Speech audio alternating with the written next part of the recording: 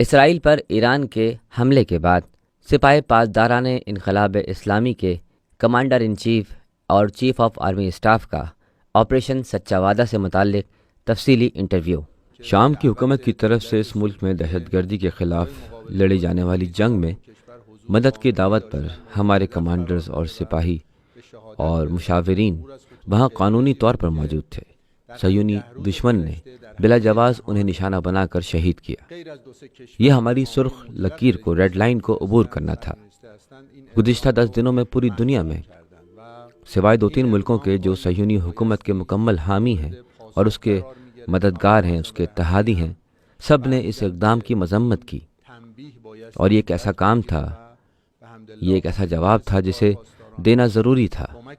امام خامنئی نے بھی فرمایا کہ اس جرم پر صہیونی غاصب حکومت کو سزا دینی ضروری ہے، اور خدا کا شکر ہے کہ یہ آپریشن سپاہ پاسداران انقلاب اسلامی اور دیگر مسلح افواج کی مدد سے کامیابی کے ساتھ انجام پایا ہے۔ اس آپریشن کی منصوبہ بندی اس طرح کی گئی تھی کہ ایک بڑا انٹیلیجنس سینٹر جو کہ مقبوضہ فلسطین کے ساتھ شام کی سرحد پر واقع جبل شیخ کی بلندیوں میں صہیونیوں کو اس جرم کے لیے ضروری معلومات اور جاسوسی کیا کرتا تھا، ہم نے اسے نشانہ بنایا، اور اس کے علاوہ نواتیم ایئر بیس جہاں سے F-35 طیاروں نے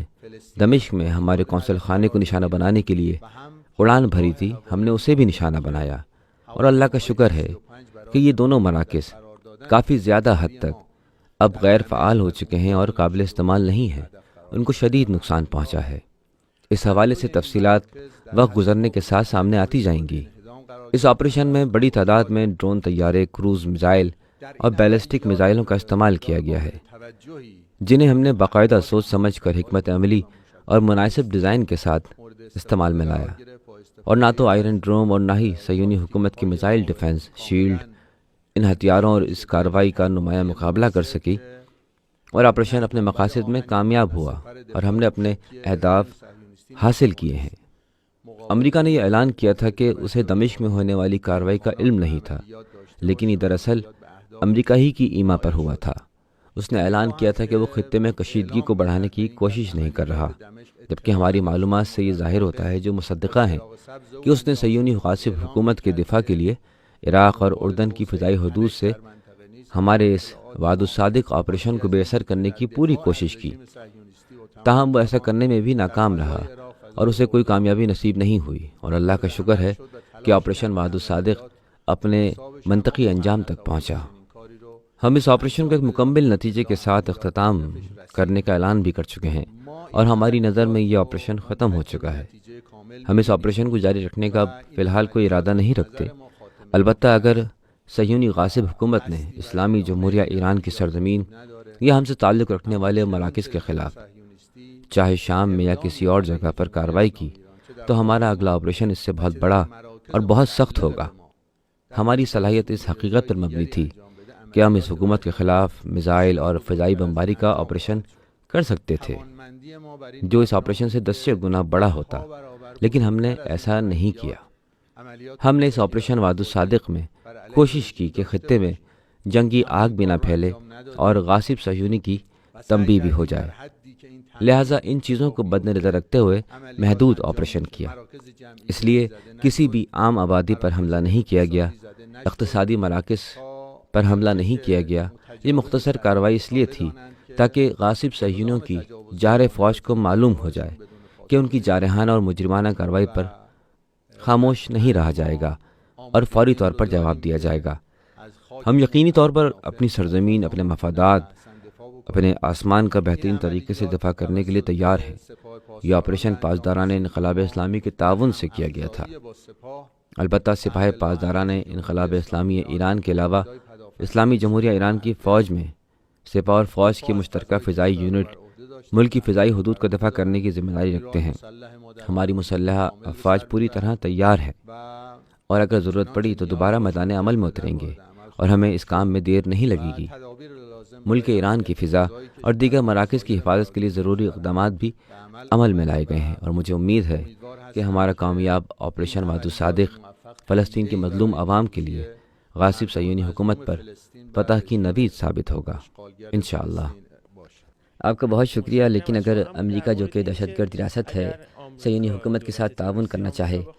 تو اس کے معاندانہ اقدامات پر ایران کا کیا رد عمل ہوگا؟ اگر وہ اسلامی جمہوریہ ایران ہمارے مراکز اور ہماری اہم تنصیبات کے لیے کسی بھی ذریعہ یا کسی بھی جگہ سے خطرہ پیدا کرنا چاہتا ہو تو اس بارے میں آپ کیا کہیں گے؟ ہم نے سوئس سفارت خانے کے ذریعے امریکہ کو واضح پیغام بھیج دیا ہے کہ اگر امریکہ غاصب صہیونیوں کی اگلی جارحانہ کارروائی میں خطے میں موجود اپنے اڈوں یا اپنی فوجی تنصیبات کے ذریعے شرکت کرے گا اور یہ معلومات ہمارے لیے حتمی ہوں گی اور ہمیں تصدیق ہوگی، تو پھر خطے میں امریکی اڈے، ان کے اہلکار، ان کی تنصیبات ہرگز محفوظ نہیں رہیں گے، اور ہم اسے ایک جارحے کے طور پر دیکھتے ہیں، ایک حملہ آور کے طور پر دیکھیں گے، اور ہم اس کے ساتھ ضرورت کے مطابق وہی سلوک کریں گے جو ایک حملہ آور کے ساتھ کیا جاتا ہے۔ ہم نے ایک نئی مساوات قائم کرنے کا فیصلہ کیا ہے، اور وہ یہ ہے کہ اگر اب سے صہیونی حکومت ہمارے مفادات، ہمارے اثاثوں، ہماری شخصیتوں اور ہمارے شہریوں پر حملہ کرے گی تو ہم جمہوریہ اسلامی ایران کی طرف سے اس پر بھرپور جوابی حملہ کریں گے، اور سچا وعدہ آپریشن اس نئی مساوات کی ایک نمایاں اور واضح مثال ہے۔ لہذا یہ ایک بات، لیکن ایک اور اہم نکتہ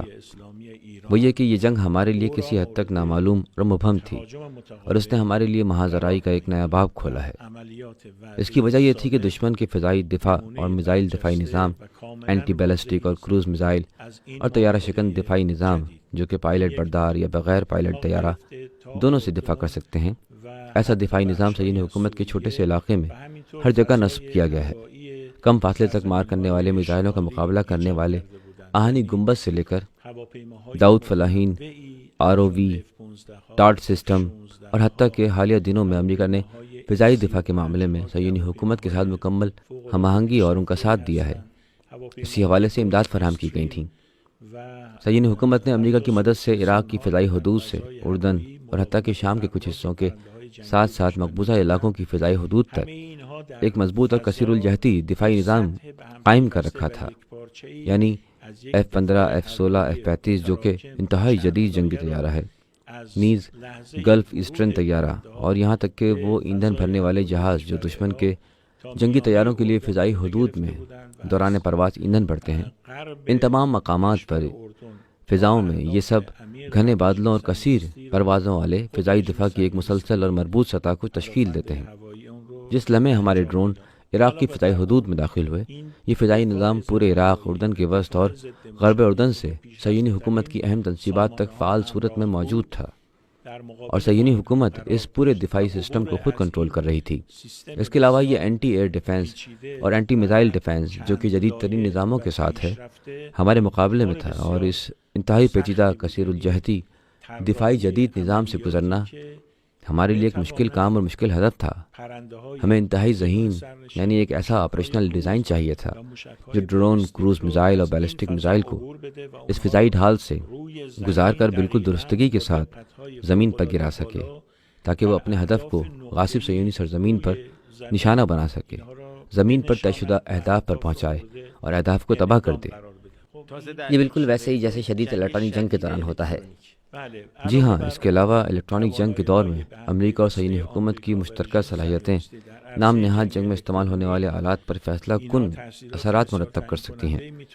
اس کا لازمہ یہ تھا کہ اس مسئلے میں گہری حکمت عملی کے میدان میں انتہائی ذہانت سے کام لیا جائے، یعنی انتہائی جدید اور ذہین ڈیزائنوں کے ساتھ، ابتکار عمل کے ساتھ، اعلیٰ سطح کی اختراعی اور تخلیقی صلاحیتوں کے ساتھ جو دشمن کے لیے ناواقف ہوں، دشمن ان کے بارے میں سوچ بھی نہ سکتا ہو، اور ایسے آلات کا استعمال جو بے اثر کرنے کی صلاحیت رکھتے ہوں،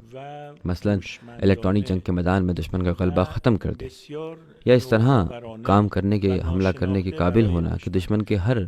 ہتھ کنڈے جو اس کے دفاعی نظام کا حصہ ہیں سب کو بے اثر بنا دے۔ اس آپریشن کی ترتیب اور تنظیم اس طرح انجام دی گئی تھی جو نہایت پیچیدہ،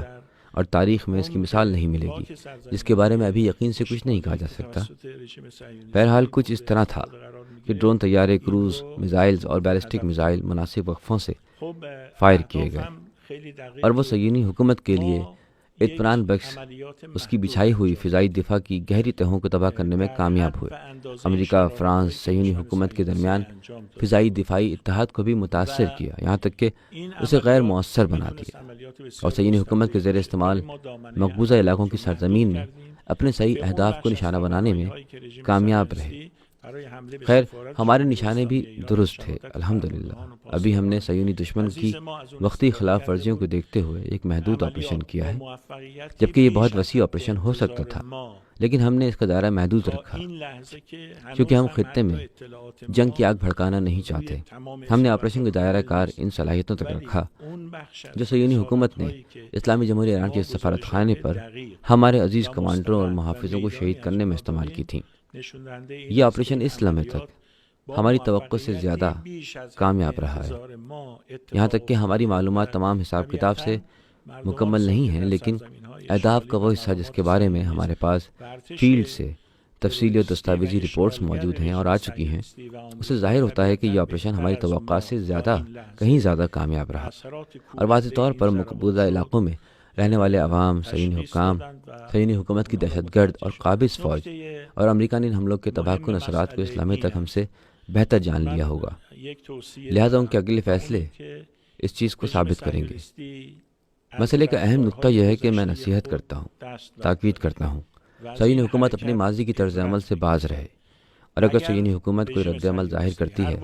تو یقیناً ہمارا رد عمل ان کی صلاحیتوں کو جاننے کے بعد جو اب ہم پر اور واضح ہو چکی ہیں، اس نئے تجربے کی روشنی میں بے انتہا خطرناک ہوگا۔ عملیات وعده صادق را علیه پایگاه‌های رژیم صهیونیستی آغاز کنید. یا رسول الله، یا رسول الله، یا رسول الله. اللهم صل علی محمد و آل محمد و من نصر الا من عند الله العزیز الحکیم. اللهم صل